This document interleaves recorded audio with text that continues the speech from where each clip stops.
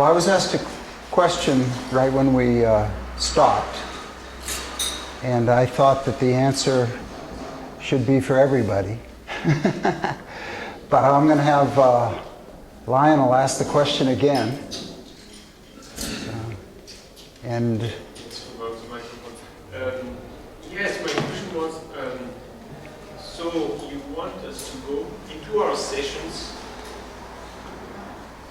without, in the reflection state, without first preparing what is our point. And then you made a distinction between teaching and one-on-one session.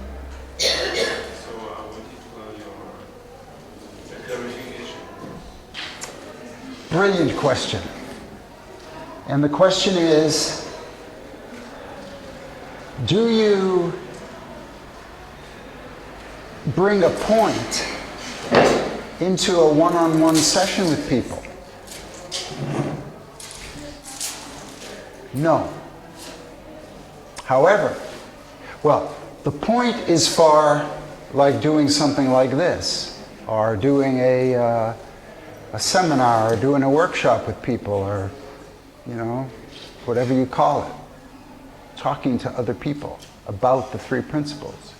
You need to have a point, and, well, you don't need to. It's not a rule. The more, let's put it this way. What's a point about the point? The more that one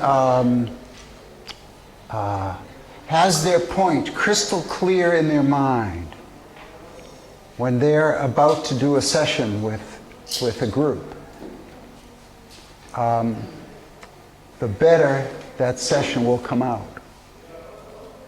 Especially if that point is based upon your own personal experience, like we did there. Yeah.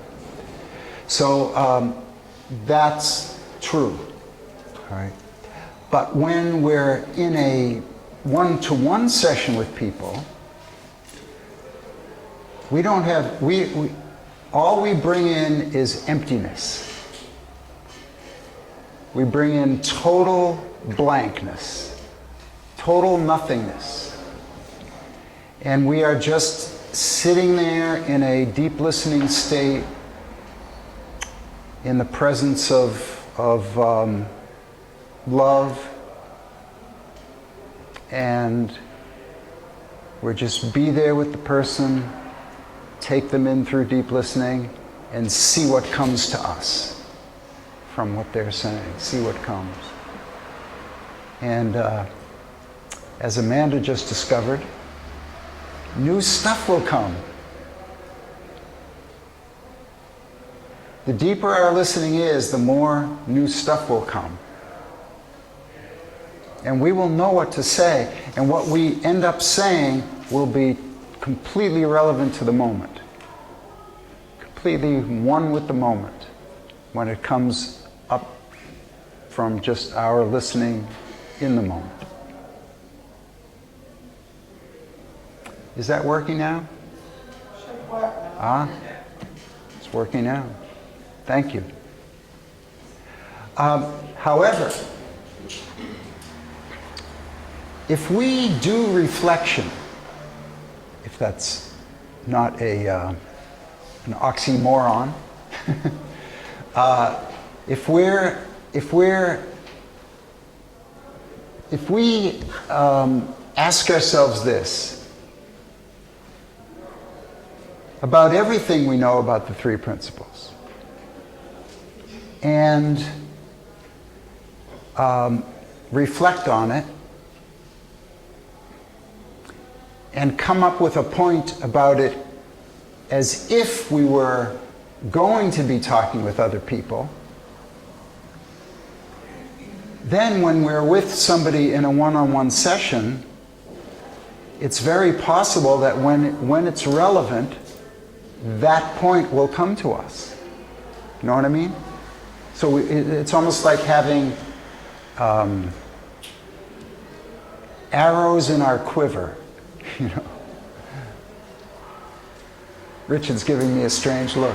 You know, like if you have a bow and arrow, and you have a bunch of arrows in your back, that's a quiver. You know, and you pick one out. So, you know, we're sitting there with someone, we're just in a state of nothingness and listening, and all of a sudden something occurs to us. Oh, that relates to my point about such and such. Then that has more of a chance to come. Does that make sense? Can you rephrase it or say it a bit more? You mean like before a session, one-on-one session? No, just in general. Yeah, I mean in general, in our quiet moments, we go into reflection about this. Has nothing to do with the session, nothing whatsoever. But by going through this, we get it crystallized in our mind. We get crystallized in our mind what we really know for ourselves about the three principles. Beyond a shadow of a doubt, what we know. And then we get crystallized in our mind what the point is. And that arms us to go into the session. You know, it may or may not be relevant. May or may not. Any comments or questions about that? Yeah. Yes, go ahead, Annabeth. Because in relation to that, Excuse me for 1 second. Yeah. We may need to close that door and turn the air conditioner on. oh yeah. Can we get the air conditioner on? Huh? You think it's on? Oh, okay. Sorry. Continue. Yeah. In relation to that, the experience I had as reflecting on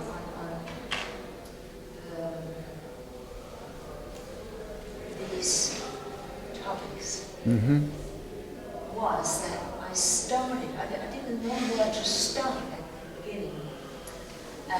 And then I had a picture or a vision about the thing, and then I started talking out from that. And then it occurs to me what makes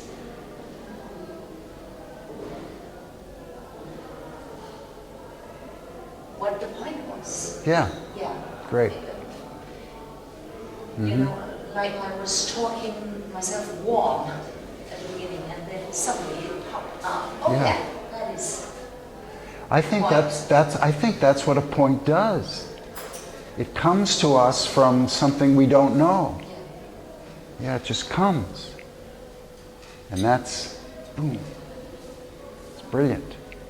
Like an arrow. Yeah. Right. Anybody else? Yes, Sonia.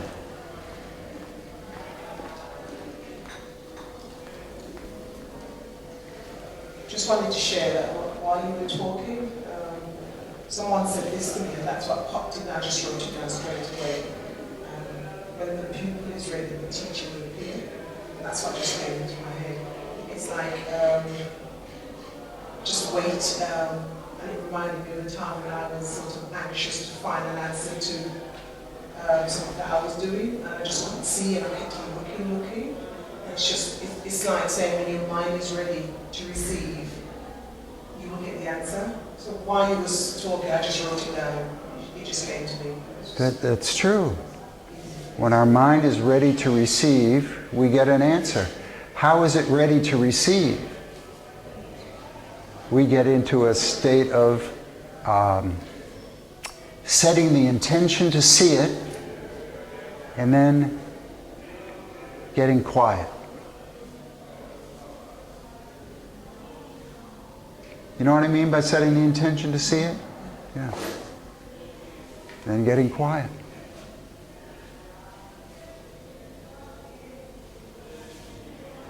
Thank you, Sonia.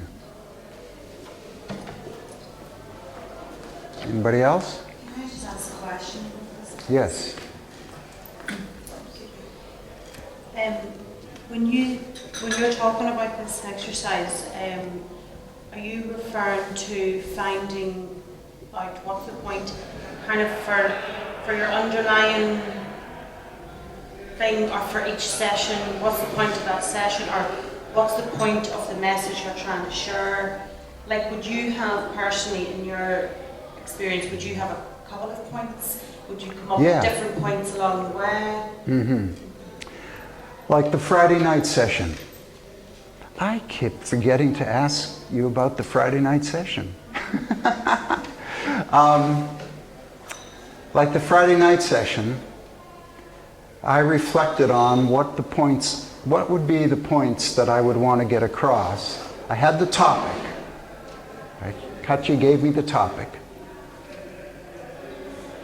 And I said, what do I know about, what was it?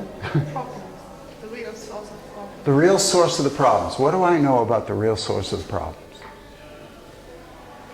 So I, reflected on that. And then I thought, well, okay, what points do I want people to get before they walk out the door, or by the time they walk out the door? And I came up with 3 of them. And I probably can't remember what they are right now. But I think, hang on a sec, actually. I've got it. Oh, that first person was grounding. Pardon me? The first one was grounding. Uh, Yeah, 3 purposes, didn't you? no, actually that wasn't one of my points. Ah. I've got 3 purposes here.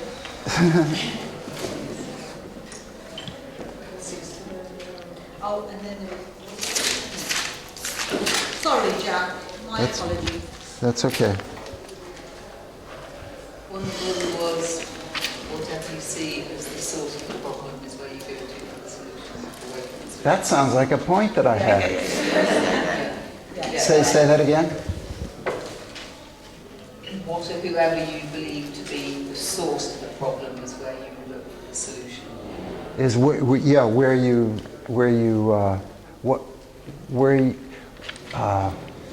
Where the solution will land. yeah, basically something to that effect. Oh, whatever we think is the true source of our problems will determine what we think the solution is. Yeah. Okay? So that's an example of a point, and I wanted to make sure that people got clear on that. All right?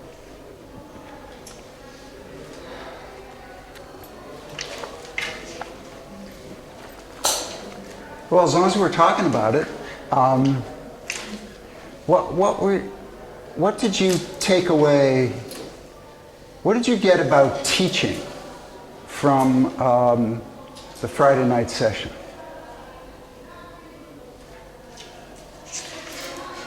Yes, Deborah.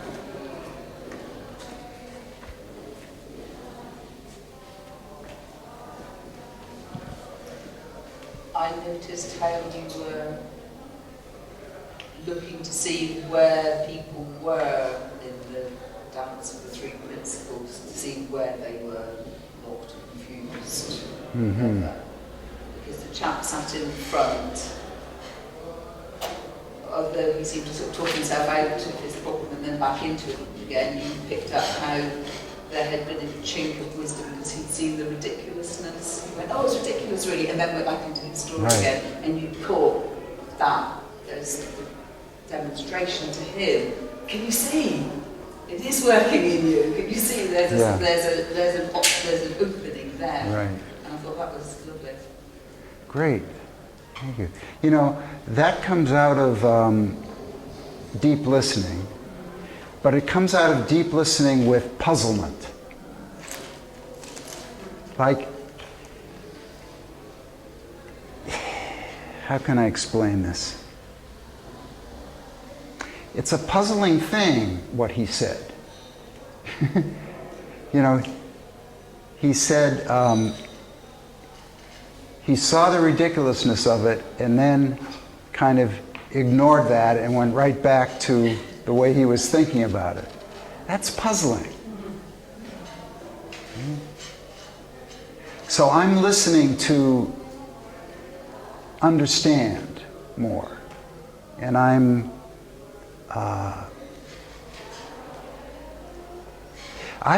would say that I spend most of my time in a session, like if that were a one-on-one session, I spend most of my time in a state of puzzlement with people. And I'm just asking questions to understand what's going on. I don't want to be puzzled. If I'm puzzled, they're puzzled. Or they don't know that they're puzzled. I want to get them puzzled about themselves. Yeah. Yeah. And you know, I didn't go into that session with the intention of asking people for their for questions or for their problem situations. But to tell you the truth, I ran out of things to say, and it occurred to me that I could ask that. Just occurred to me in the moment. And then, you know, a fair portion of the session was spent on that. I would have, if I had run out of things to say and didn't come up with that, I just would have handed the microphone to Richard Moore. Can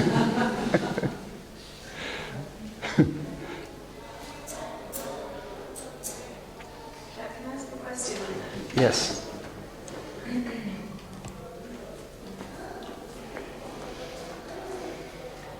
Are you coming from a state of puzzlement because you see clearly that there's an answer or there's a problem, or or you just,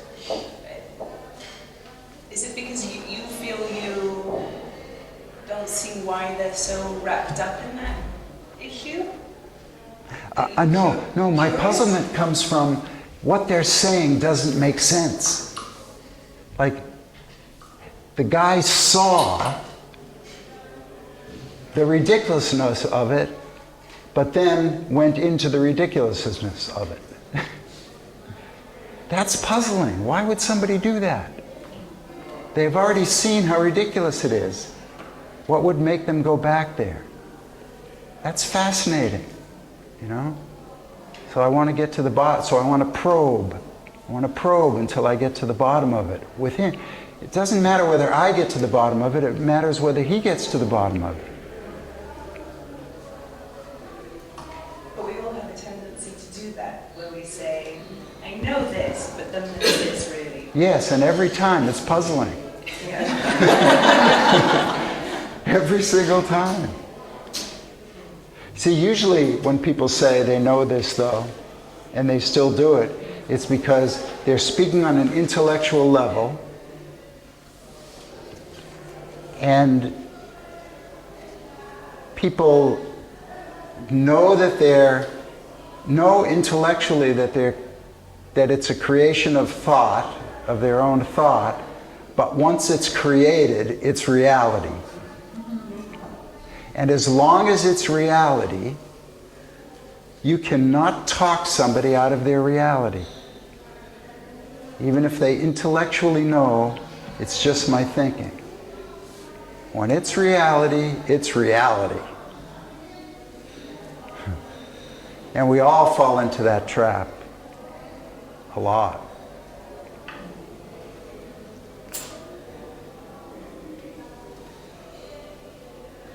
Speaking of which, I wasn't sure I was going to go here.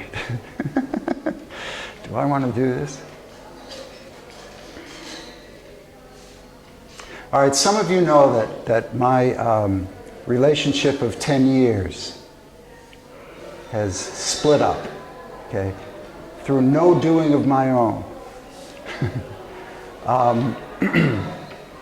My partner Amy just decided that she needed some space, and that turned into well, she said the most puzzling thing to me somewhere along the line when I was off in Europe someplace. She sends me an email, and in the middle of this email, she said something like, "I don't know where love goes." Well, talk about being puzzled by that statement. I was like, what is she trying to say here? Is she trying to say she's not in love with me anymore? That's totally different than saying, I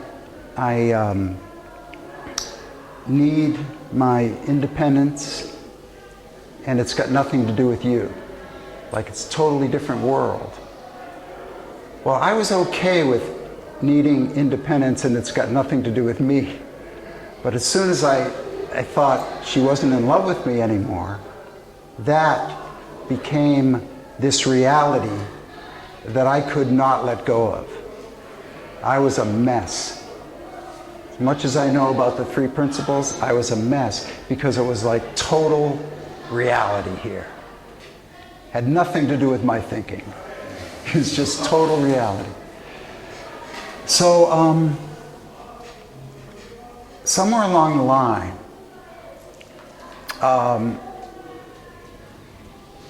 I got a psychic reading from a real psychic, from somebody who I've seen over the years, and this guy's amazing. Talk about deep listening. Real psychics, deep listen, way better than we can listen. It's just amazing what they pick up. But that's all it is. Deep, deep, deep, deep listening. And so one of the things he said, it took him a while to, like, he was kind of beating around the bush for a while, and then he said something like, Amy was never really committed to you. What? We were together for 10 years. We had what I consider to be an absolutely gorgeous relationship. Like, if you had asked me if we had had any problems in our relationship, I would have said no. No problems whatsoever. So we were just like,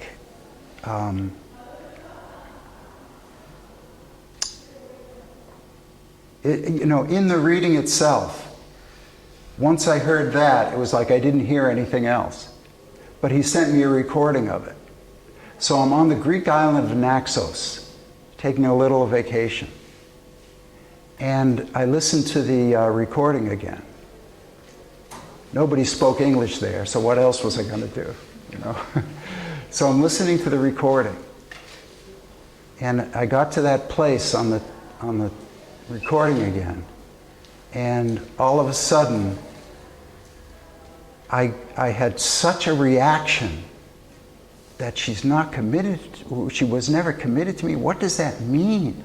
I started going into this thing, and it just kept getting bigger and bigger and bigger, and finally I was like, I actually, what was all this? Was I just kidding myself?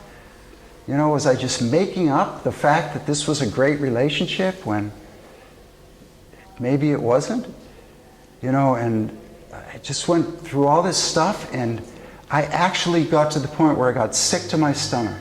I felt sick to my stomach because of what I could not grasp about all of this. And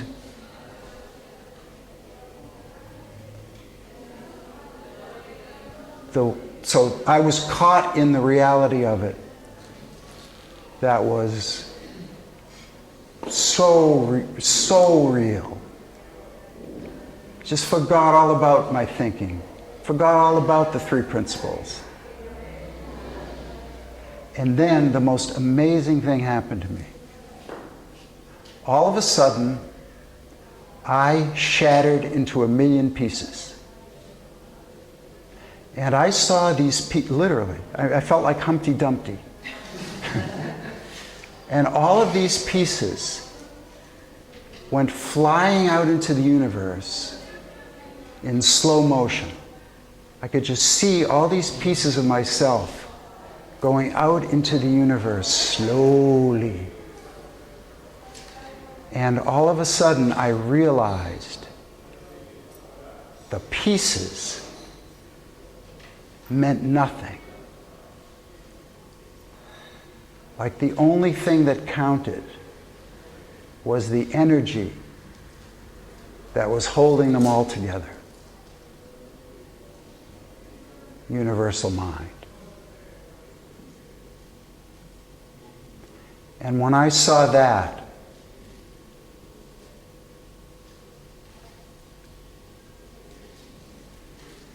I was free. It was like the solution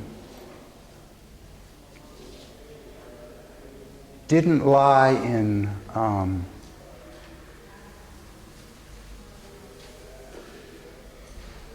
unraveling the thinking.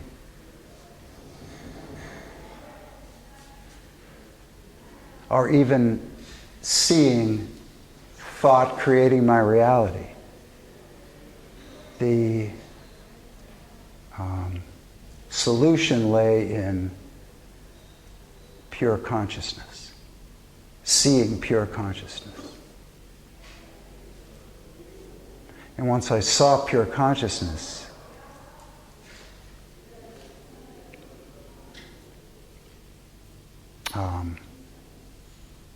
none of the thinking mattered anymore.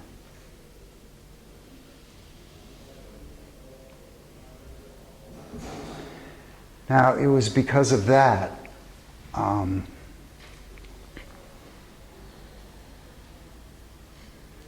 that I could even be sitting here today in one piece. Really, because I was a mess. I really was, up to that moment.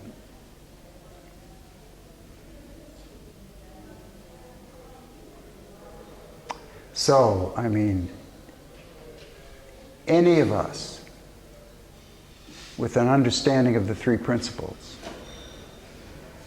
can still get lost in total reality, which isn't really reality, but it's what we, what we've constructed and has become reality.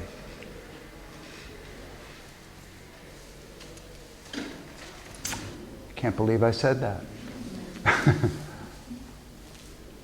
Thank you for saying that. Thank you.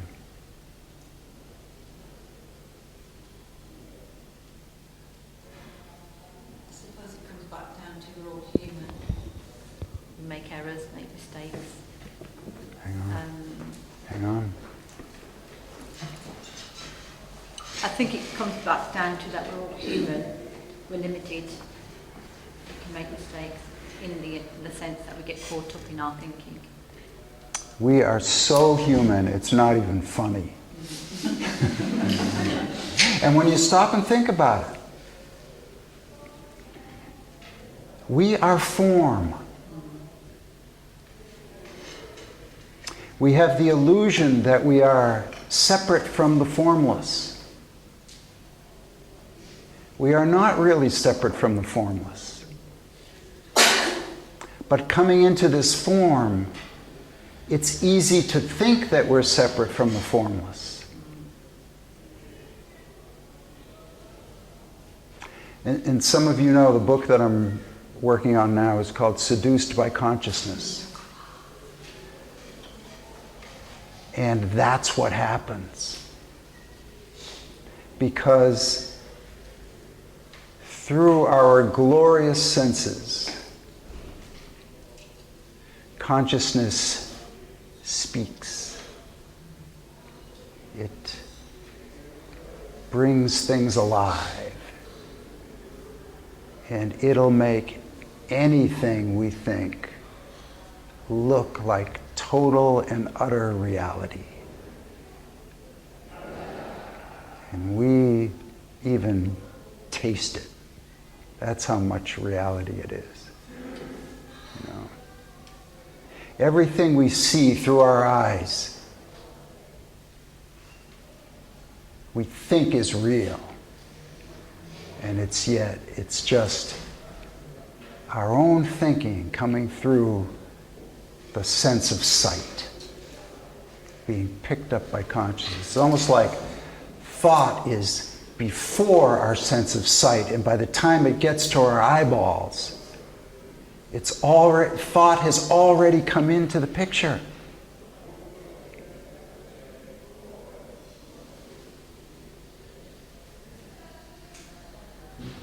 It's weird to think of thought outside of ourselves, but it's, energy healers sometimes talk about the energy fields around our body. And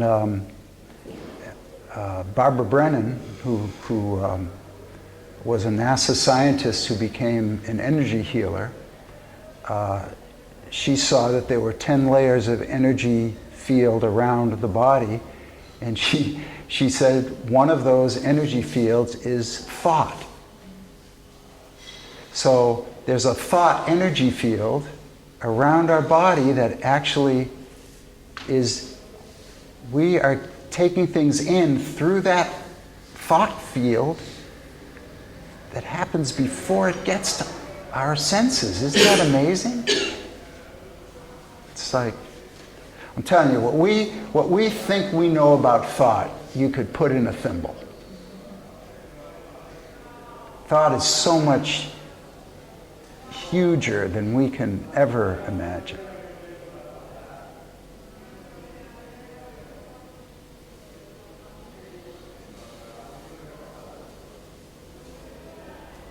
I forget where I was going with that, but that's okay.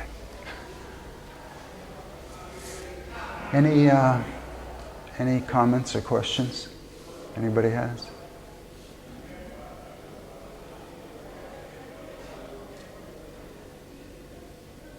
Okay. Getting off that subject fast. A couple of interesting, some would say important, I would say important, things that have happened in the Three Principles world lately that are worth noting. The first is I'm not sure whether you know that the book on the history of the Three Principles has come out, called Paradigm Shift. And I was blessed with the opportunity of pulling that together. The thing that struck me most, that amazed me most about that, is one person has an enlightenment experience, starts talking to others. They start talking to others, they start talking to others, they start talking to others. It's almost like this cone, this funnel from one, out of nowhere. Now, hundreds of thousands of people around the world have been touched by this one experience. It's unbelievable. People have been moaning about the fact that this happened to him in 1973. Why has this taken so long? How has this taken so long to get out into the world? Well, because it's happened one person at a time. But when it happens so solidly. It takes hold so solidly that, there aren't many people who would go back to the way they were. If you have an insight of a great enough magnitude, you just don't go back. Your life has changed. And when your life changes, you want to help others with it. You want to share it with others. Then they get affected. Then it happens to them, and then they get affected. It's an amazing thing. It's almost like the opposite of The Secret. You know, it came in with a big splash. Now where is it? You know? This takes hold solidly, one person at a time. Grows little by little by little, and now suddenly we've got hundreds of thousands. And you got to hand it to Michael Neal and Jamie Smart. They have brought so many new people into this. It's been amazing. Of course, then that raises its own problems where things get out of hand, you know, but still.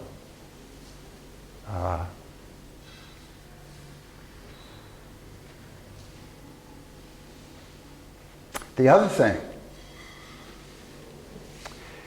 I don't know if you caught the notice from the Three Principles Global Community that for the very first time, we have had research accepted in a peer-reviewed journal that is an APA, American Psychological Association, sponsored peer-reviewed journal. And the editor of this journal said, when he sent Tom Kelly a letter on it, he said something like, we are pleased to be able to publish this breakthrough in psychology. Whoa. American Psychological Association is saying this? That's huge. It's, you know, never been even considered by them before. It was funny too, because in the early history, when George Pransky and Roger Mills and Keith Blevins wrote the first papers about this stuff, about, well, then it wasn't called the Three Principles. It wasn't even called anything, you know, back then. It was even before Psychology of Mind. It was just called nothing. When they wrote these two papers, they sent it out to the American Psychological Association. So the APA comes back to them and says, you can't say that this is a breakthrough in psychology. Only we can say that. Well, so it's taken like, what, 40 some odd years for them to catch on, for them to catch up. But that's okay. Now, what did these papers show? Wouldn't you know it? I just ran out of paper. So I guess we'll have to put that out.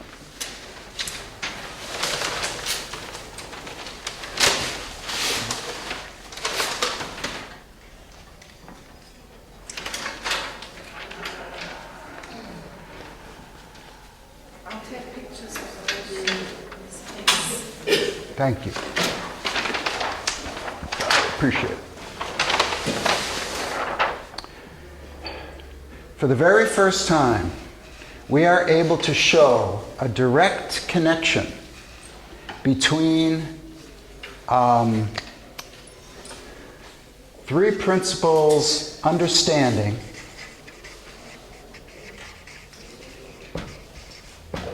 to what do they call it? Improve mental health.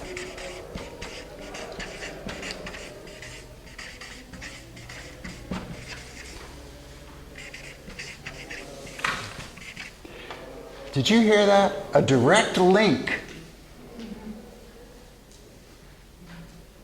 Scientifically, I can't say proven, but because we need studies that replicate this. Nobody will take us totally seriously until we have studies that replicate the first study and are able to show the same results. But I'm going to say proves anyway. So We now have shown a path. We don't call it a path in the psychological journal because they have their own way of what path means, and it's not what we mean. But we've been able to trace from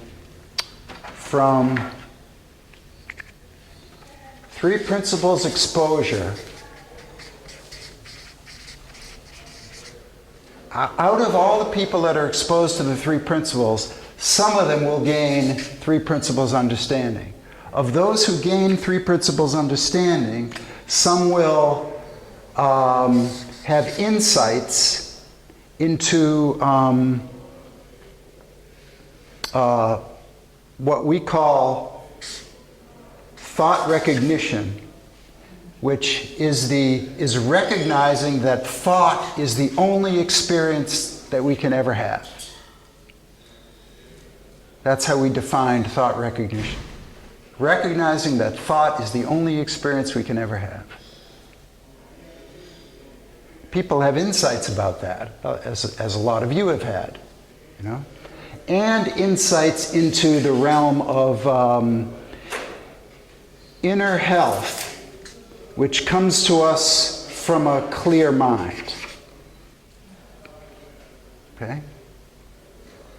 When people have insights on these 2 things, that somehow comes together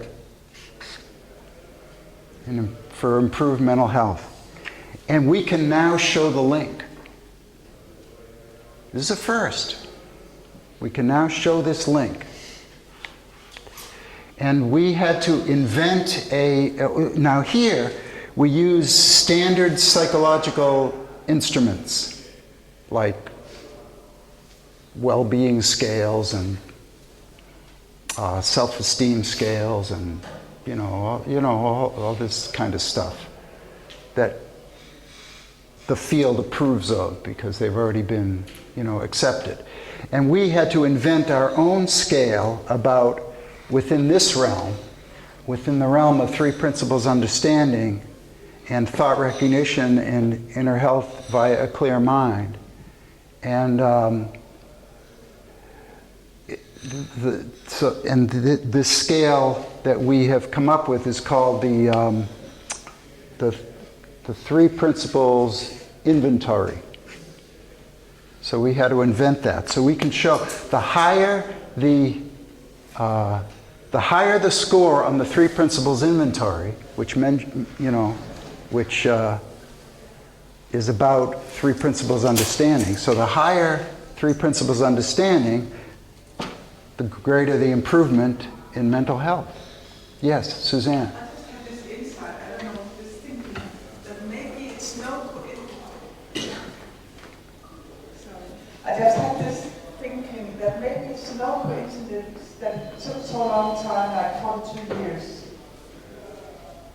Because could you think of this whole psychiatry thing, taking this into their own after maybe 5-10 years, and then kind of pick things up and make it to their own thing, so to speak, So it wouldn't be in the pure form as much as we see it today.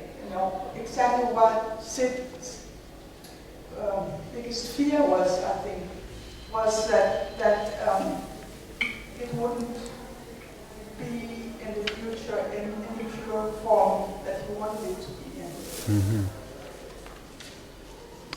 Yeah, and I think he's still probably rolling over in his grave,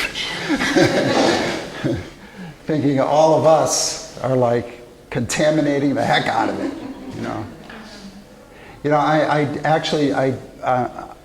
I don't actually want to go to the back row right now. Any comments or questions from in here?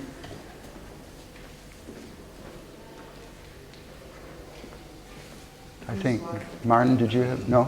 Oh.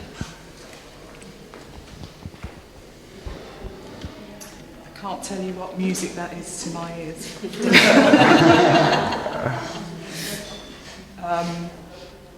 My hope would be that studies like that can be replicated over and over and get acceptance with the British Psychological Society. Yes. Because I just think it just gives all of this so much more validity. Yes. So you've made my day, thank you. Thank you. Yeah, credibility is one thing we have not had a lot of. Because even if I'm using some of the aspects of three principles, it's all done under disguise. I can't say what I'm doing. Sorry. Good exercise for Yes, I was ready.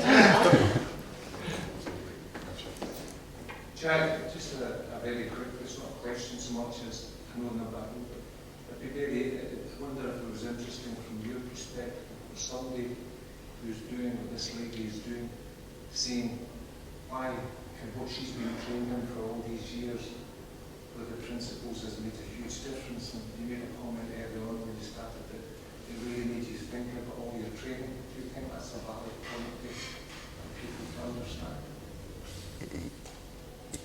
Yes. Apologies for You know, well, what we need now is a control group study. This was not a control group study. This was a study of people who had gained three principles understanding. All right? We need to compare that to people who haven't gained three principles understanding, or compare it to some other approach and see what happens. We're working on it. We've got actually three possible studies right now. One of which is in Birmingham, which a few of you are from, with Jacqueline Hollows going into the prisons there. And we'll see what happens. Because she was able, well, at least that's what she said at the beginning, was she was going to be able to have people who are not who are in a different prison take the same, go through the same battery of whatever those things are called, inventories, and check out if there's a difference. So it's all very exciting, it's all very exciting, and it's at some point, I don't know exactly when, the credibility should be there. As soon as we get a control group study and can replicate it, I would say that the credibility will be there. And I don't know how long that's going to take. This only took 42 years.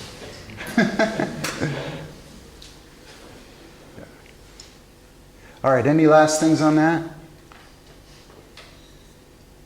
Okay. So, we got an hour left.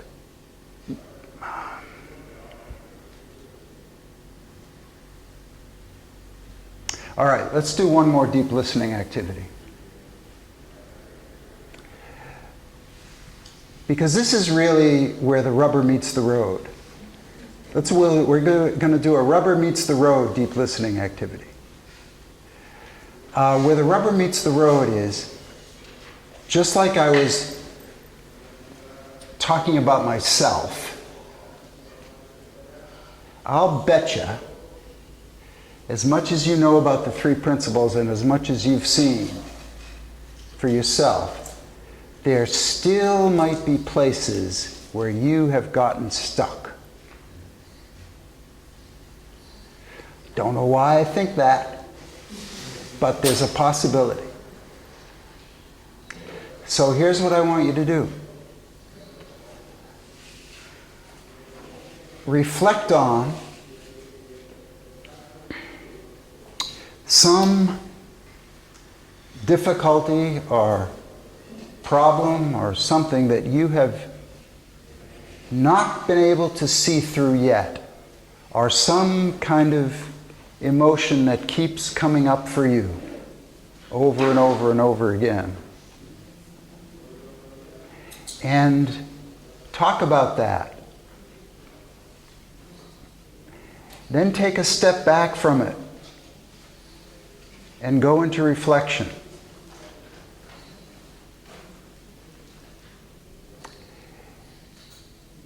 Is there anything new that I can see about this in light of the three principles? Like what, it's almost like, what do the three principles have to say about this? You know?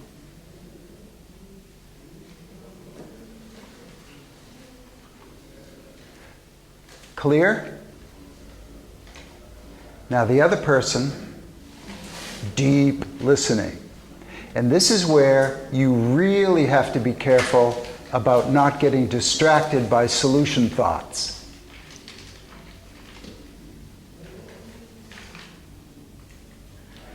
If I see anybody go into solution thoughts, I'm going to get one of those big wet noodles and beat you over the head with it.